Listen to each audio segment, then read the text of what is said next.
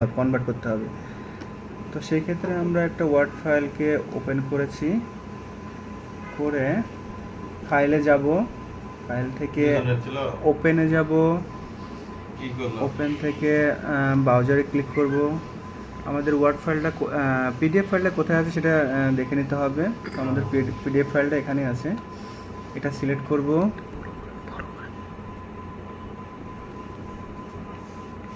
তারপরে ওপেন করব। ওপেন করার পর এমন একটা পপআপ আসবে, এখানে আমরা ওকে দিয়ে দিব। আমাদের পিডিএফ ফাইলটা এখন ওয়ার্ডে কনভার্ট হয়ে গেছে। এখন আমরা যে কোনো অক্ষরকে চেঞ্জ করতে পারবো, লেখা চেঞ্জ করতে পারবো।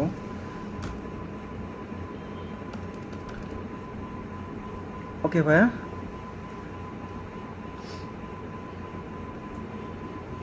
ওকে গাইস, রাখছি।